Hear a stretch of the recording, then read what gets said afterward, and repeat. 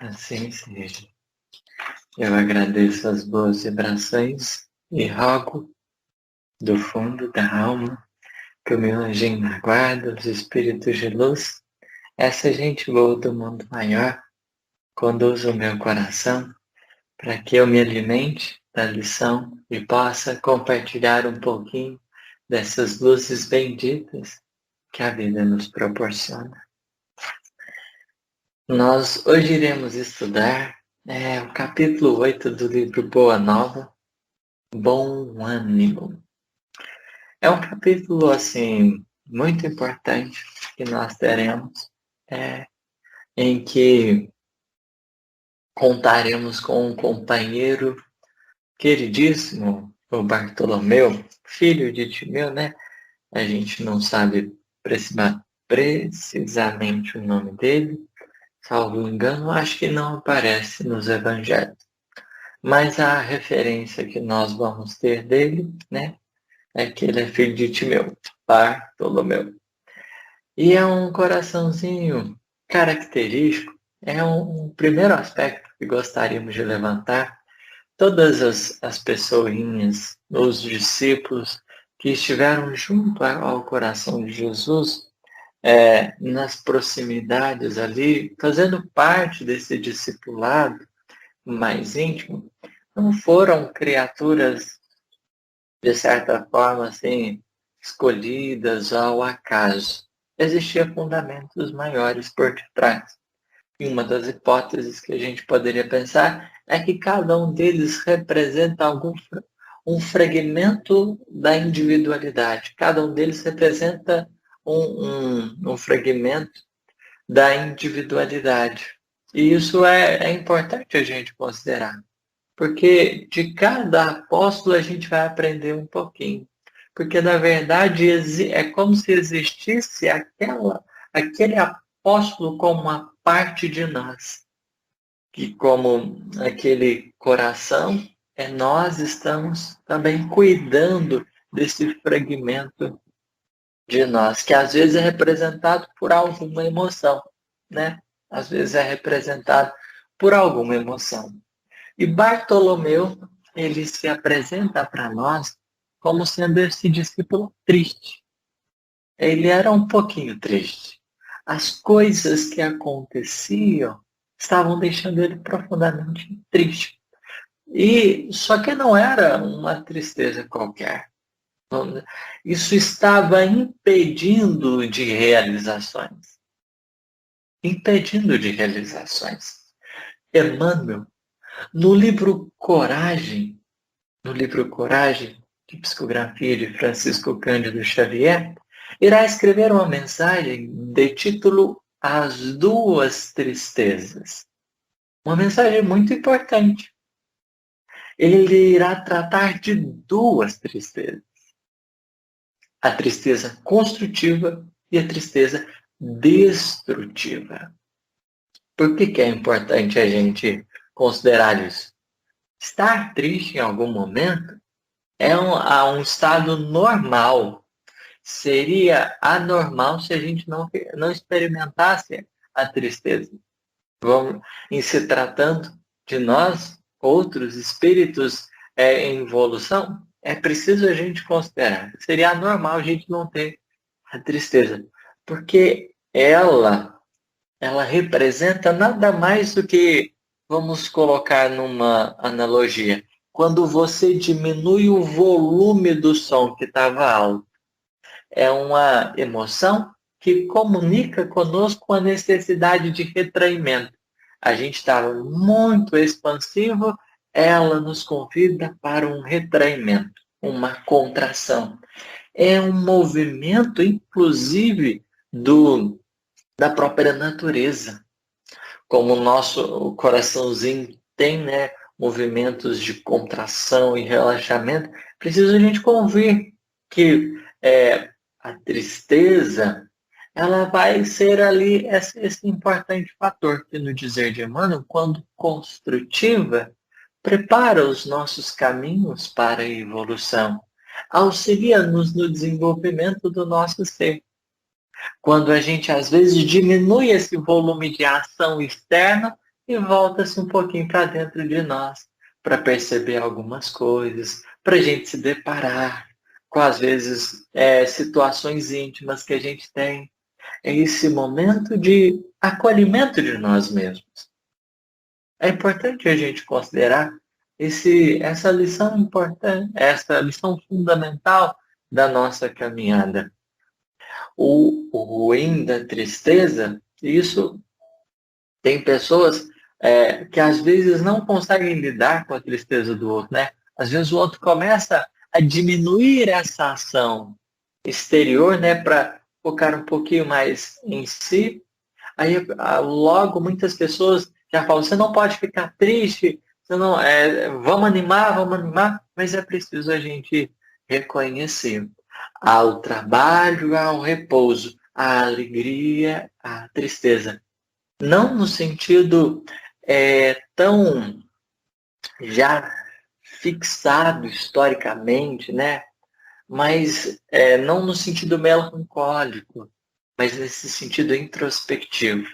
A gente vai ter esses momentos aí importantes de recolhimento, de experimentar a própria presença, a própria companhia.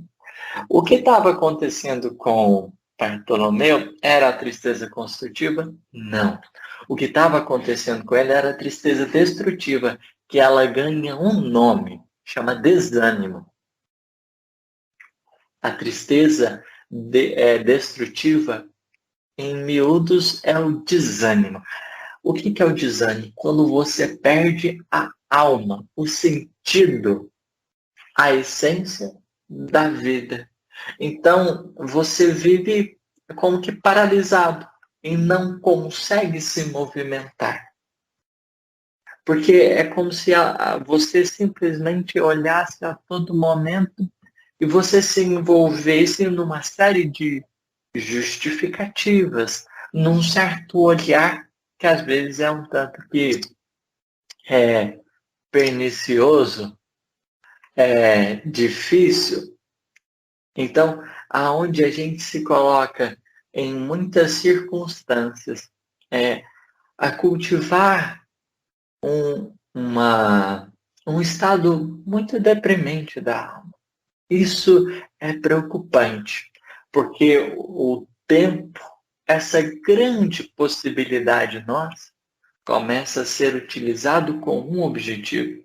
Não para a gente aproveitar as riquezas que a Bíblia nos coloca, mas para, de certa forma, a gente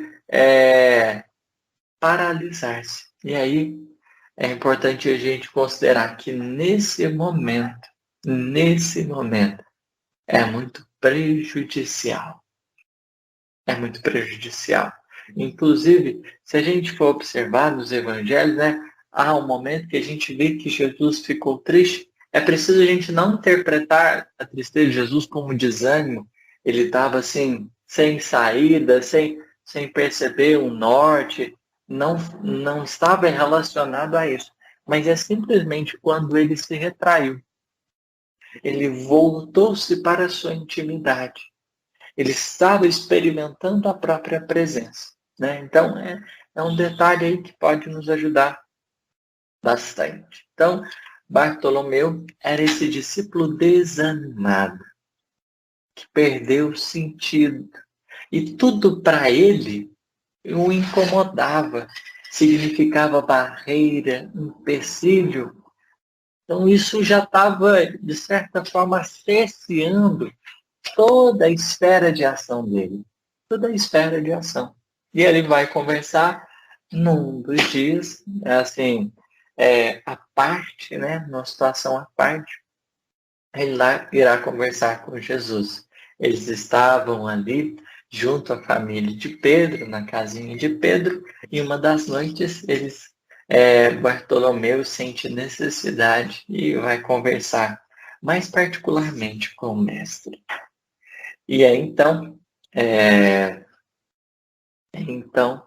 que ele vai fazer algumas perguntas. O meu reloginho acabou a bateria e no meu celular não está aparecendo. Depois só me avisa assim para não me perder no horário, né? Que às vezes eu empolgo E aí, eu peço por gentileza. Meu Deus, ótimo, Elaine. Achei extraordinário essas mãozinhas. Aí me avisa aí a hora que eu tenho que parar, tá bom? Então, Bartolomeu, ele começa a conversar com Jesus. E ele vai dizer assim: Mestre, não saberia nunca explicar-vos o porquê das minhas tristezas amargurosas.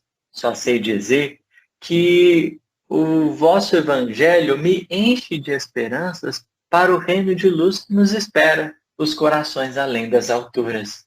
Quando esclarecestes que o vosso reino não é desse mundo, experimentei uma nova coragem para atravessar as misérias do caminho da terra.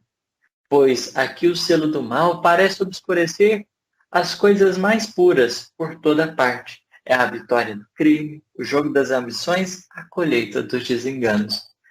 Então, na fala dele, dá para a gente perceber uma certa melancolia. Ele se assemelha nesse momento, se a gente for observar psicologicamente, né? É como se fosse uma pessoa que tivesse caída e tivesse vendo uma luz.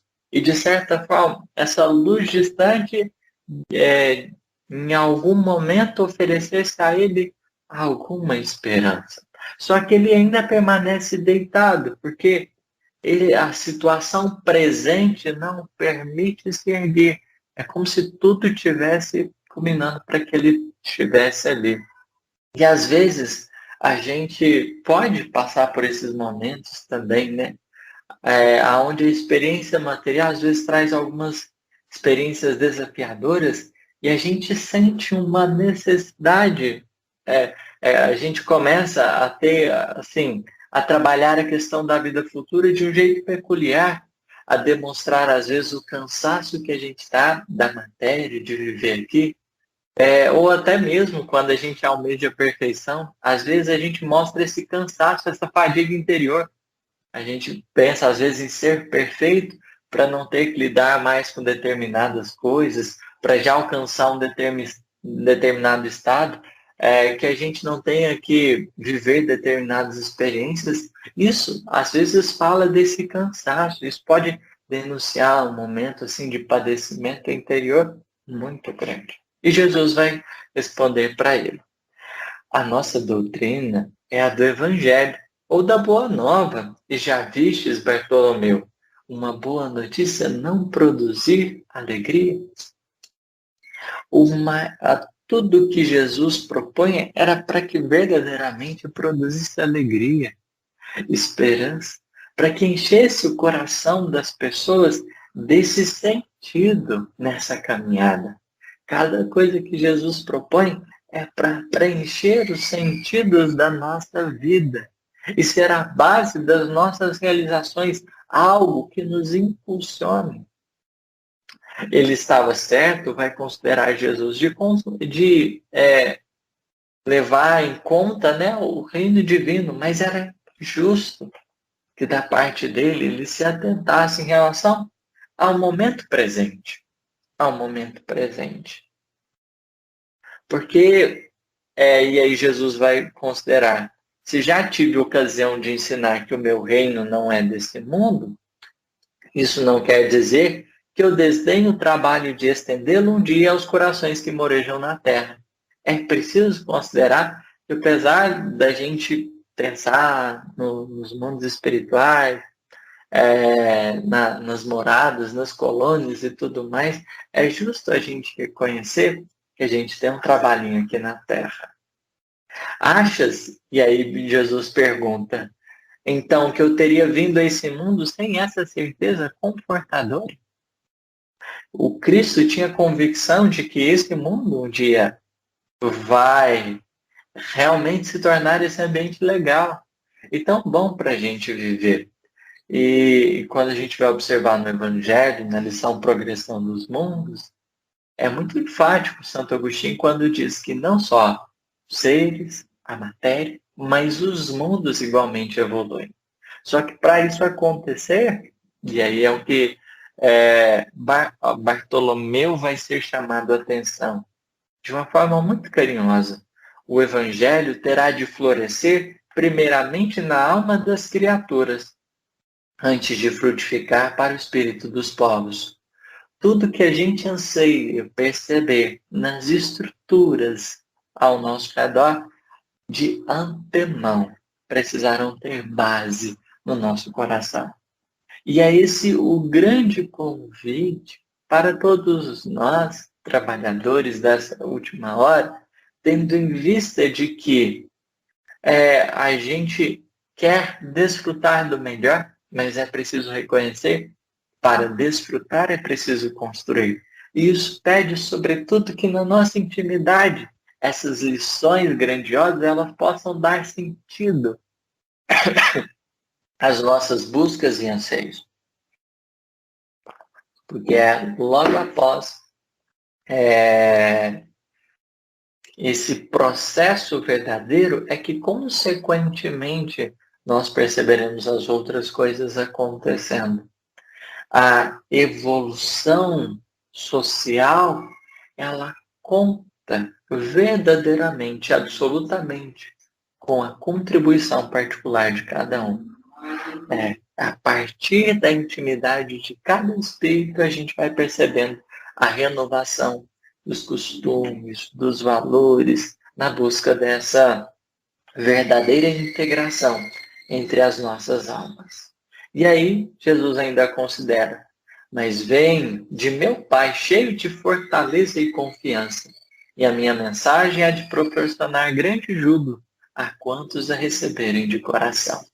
É preciso convir que para nós outros, todas essas palavras, elas deverão ser um combustível muito grande para o nosso entusiasmo e para a nossa alegria. O que a gente está recebendo não é um atestado de sofrimento. O que Jesus propõe enquanto convida-nos a marchar na intimidade do seu coração junto a Ele, é para que verdadeiramente, apesar da religião, durante muito tempo, nas suas imposições, nos seus dogmatismos, ter distorcido e a mensagem de Jesus ela ter ficado tão sobrecarregada, porque deveria ser algo assim, tão vivo, que enterneça o nosso coração, que nos nutra, que nos impulsione, porque vamos dizer assim, é o que há de mais lindo no universo. É o maior tratado ético-moral de maturidade psicológica que nós vamos ter, são essas palavras de vida eterna, que podem profundamente, quando a recebemos, transformar o nosso roteiro. Jesus vai continuar. A vida terrestre é uma estrada pedregosa que nos conduz aos braços amorosos de Deus. O trabalho é a marcha. A luta comum é a caminhada de cada dia. Os instantes deliciosos da manhã e as horas noturnas de serenidade são os pontos de repouso. Olha que lindo aqui o que Jesus está propondo para ele. Realmente, encarnar aqui na Terra nos cercará às vezes de pedras, mas as pedras não são o caminho, fazem parte do caminho. Poderá até ter pedras, mas é justo considerarmos que, apesar de ter pedras, o para onde caminhamos é o mais importante. O mais importante, que é justamente os braços amorosos de Deus. É uma fala muito carinhosa de Jesus para Bartolomeu, porque ele está ensinando algo que Kardec e os espíritos vão trabalhar bastante na codificação. Tanto que, se a gente for observar, E aí Kardec vai colocar, né, a questão da vida futura. Na lição Ponto de Vista. É uma mensagem muito importante, porque ali Kardec vai nos trazer o seguinte: conforme o ponto de vista que a gente tiver, as circunstâncias elas terão um valor, um peso. Elas nos impactarão, nos influenciarão. E aí ele coloca que quanto mais o nosso ponto de vista partir, a nossa referência partir para avaliar as coisas da vida futura, tanto menor será os nossos padecimentos e as nossas dores.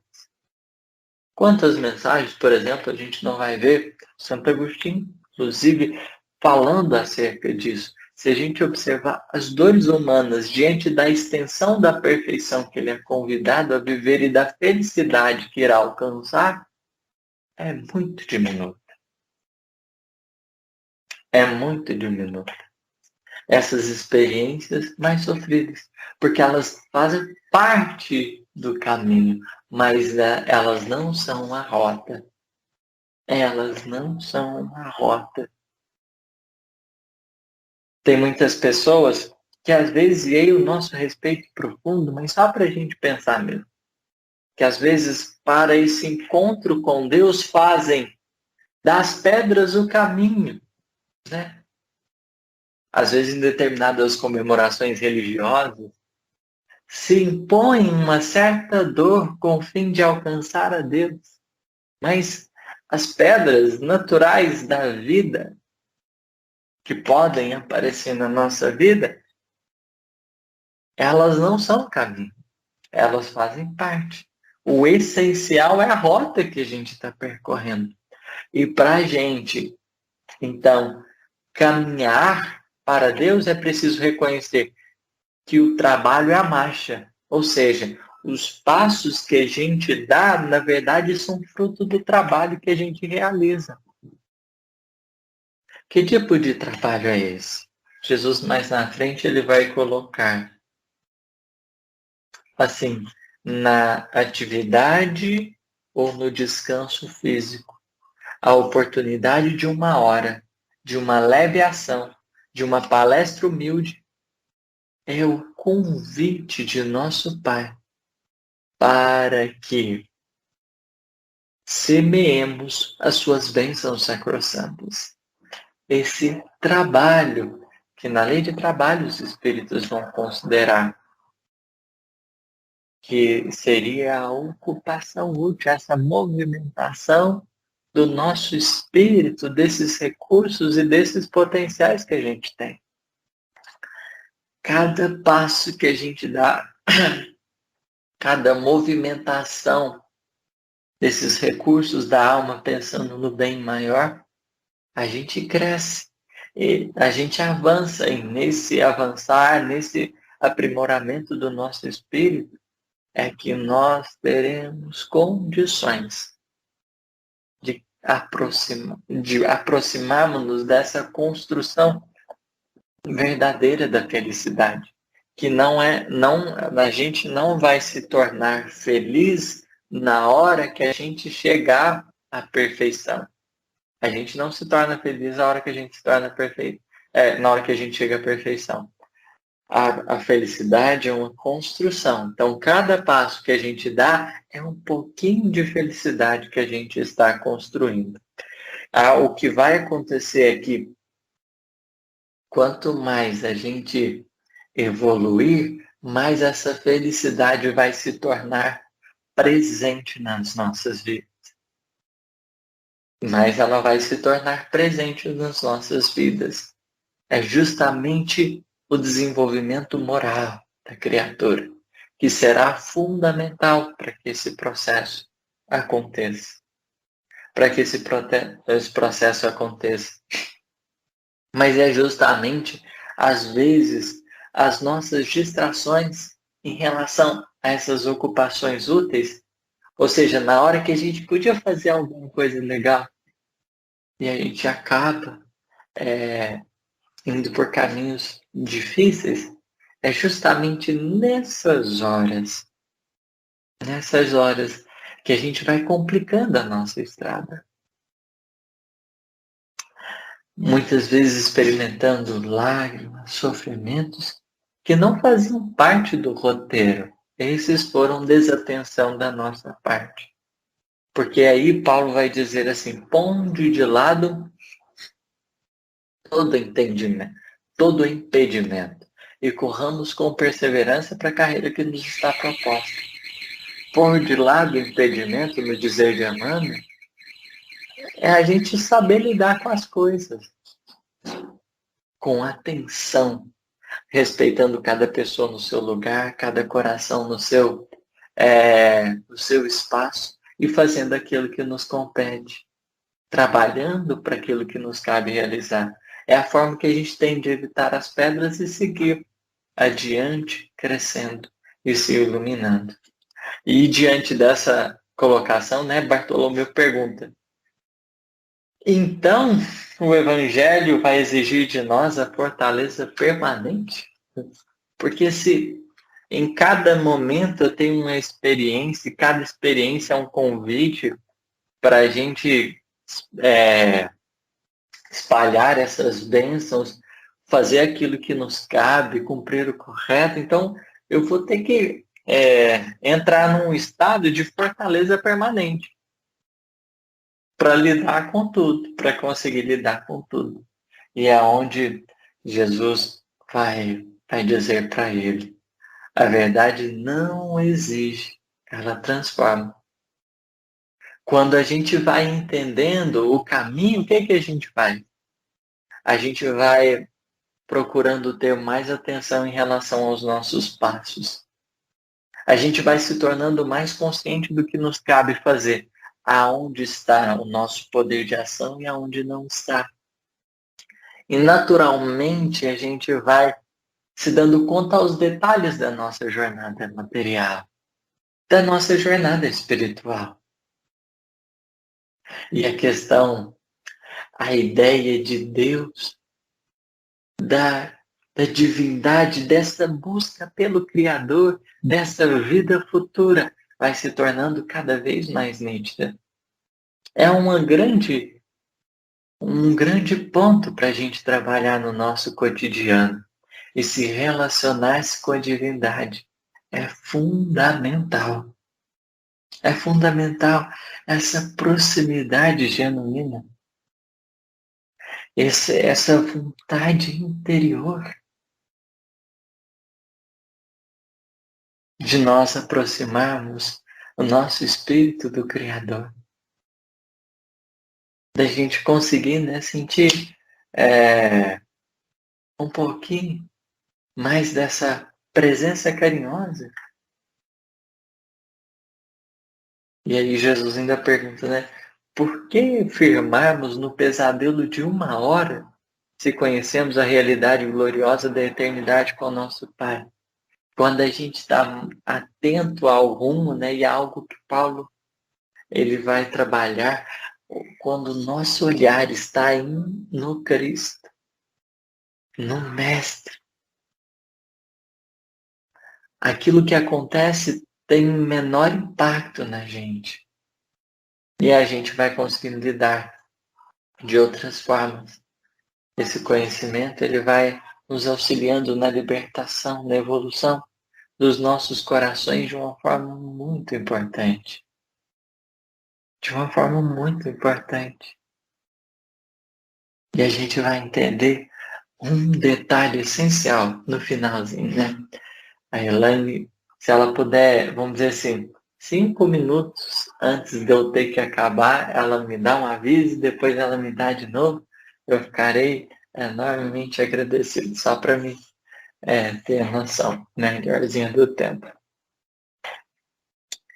E aí Jesus ainda coloca: o Evangelho não poderia reclamar estados especiais dos seus discípulos. Porém, é preciso considerar que alegria, coragem e esperança devem ser traços constantes nas atividades de cada dia.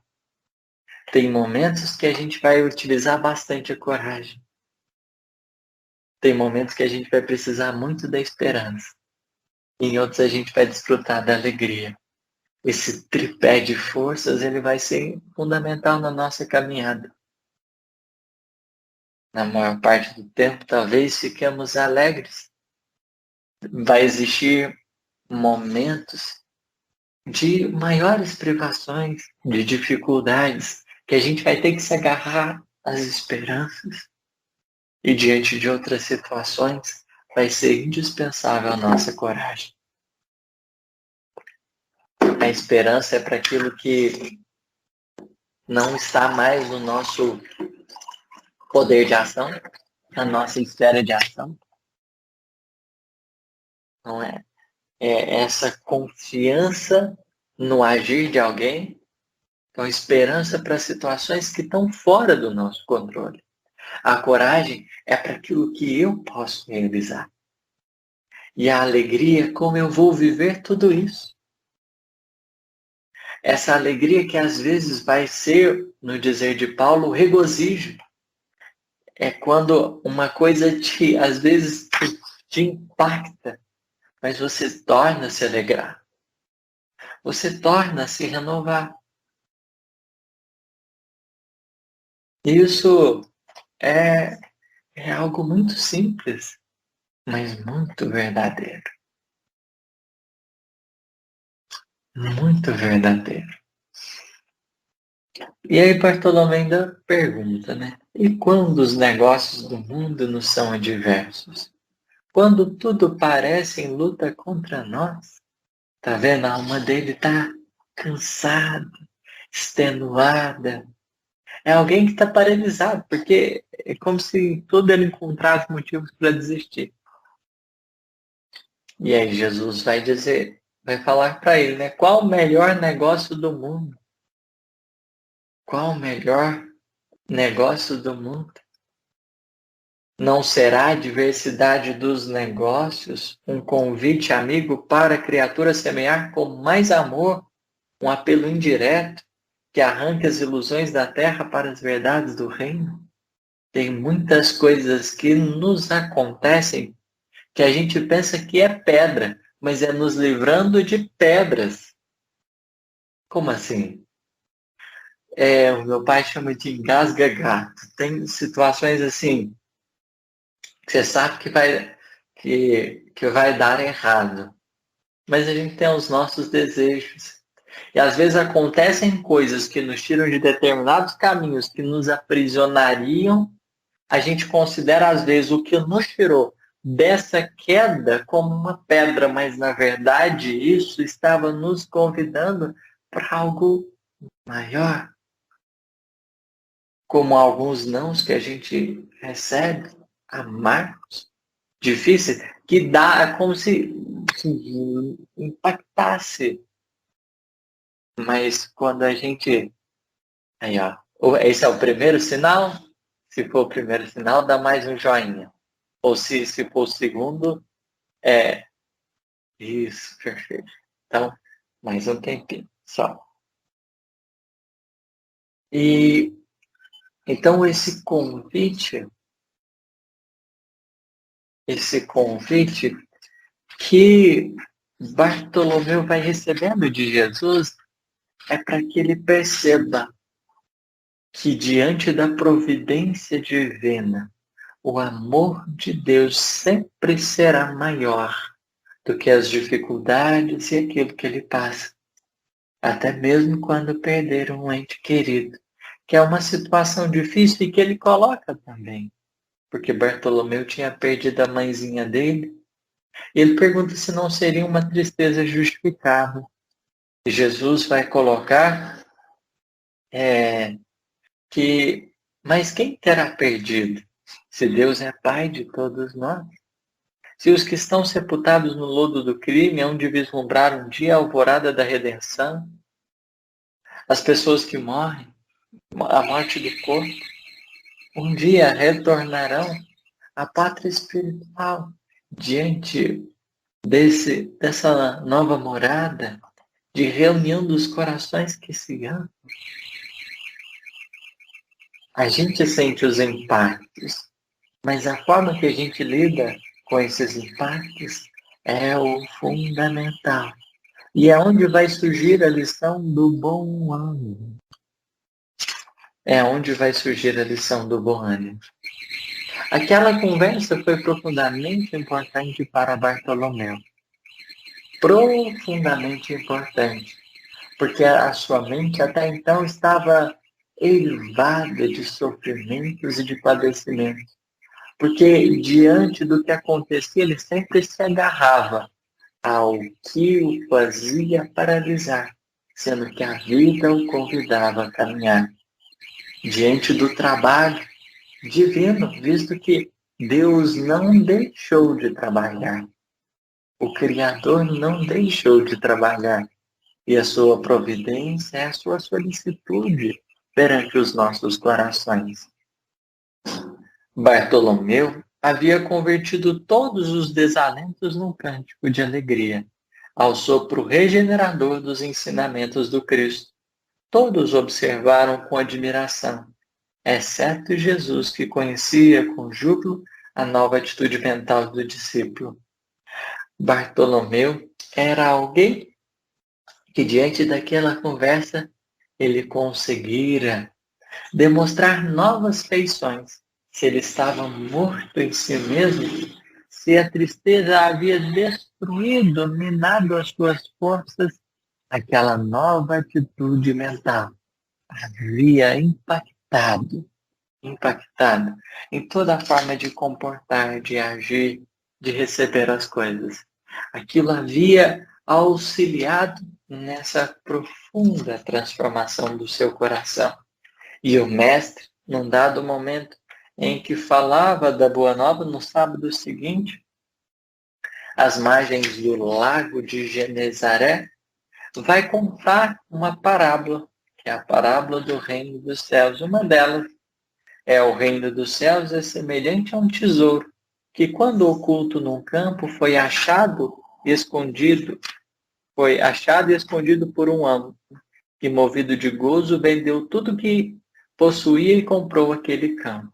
Essa parábola, Jesus conta olhando para Bartolomeu como a considerar que era preciso que, diante de tudo aquilo que o Cristo ofertava, que significa esse homem que encontra o tesouro e que esconde, ele se prontificasse a vender tudo, ou seja, abrisse mão, às vezes, dessa atitude mental que estava corroendo a sua alma e fizesse portador de algo que é tão divino e que hoje os Espíritos nos colocam como essa ideia da vida futura, da misericórdia divina, do cuidado dos céus. E a gente trabalhasse cada vez mais para sentir e acolher o amor divino que tem cuidado e iluminado profundamente as nossas almas. Obrigado pela paciência e a misericórdia de vocês. Jesus nos abençoe. Você pode fazer a prece de encerramento, por favor?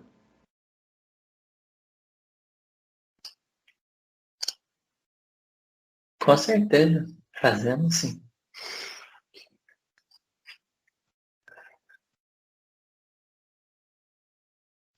Senhor, é com muita alegria que me coloco aqui nessa hora a orar. Bem sei que nos ouve. És um Pai profundamente atencioso e não nos tem deixado de lado. Nossas lágrimas, nossas inquietações e nossas dores são vistas pelo teu coração justo e misericordioso. O Senhor nos conhece a intimidade de cabo a rabo. Não precisamos duvidar disso. Coloco-me aqui, Senhor, para agradecer, porque nem sempre tenho condições de perceber tudo que tens feito, tem realizado, quanto de bem tem envolvido o meu coração. Peço-te perdão e suplico perdão a mim mesmo pelas vezes que tenho caído nos erros, os momentos que tenho, em muitas situações, tropeçado em lições que eu já poderia avançar. Eu possa, com coragem, alegria, esperança, caminhar com muito amor, procurando, mesmo diante de tantas ruínas, erguer e edificar em cada dia, em cada passo, um pouquinho dessa coragem, dessa alegria e dessa esperança. Abençoa as pessoas que tiveram nesse estudo, que bondosamente acolheram o meu coração. Eu agradeço pela misericórdia de cada uma delas e peço ao Senhor, se possível nessa hora, um quentinho muito bom no coração possa envolver a cada um, trazendo paz, trazendo serenidade e harmonia. Eu não sei os desafios, as provas, as dificuldades que vivem, mas eu gostaria muito, Senhor, que cuidasse de cada um deles, como o Senhor tem cuidado de mim e tem se mostrado tão presente na minha vida. Obrigado por esse momento. Obrigado, Senhor. Que assim seja.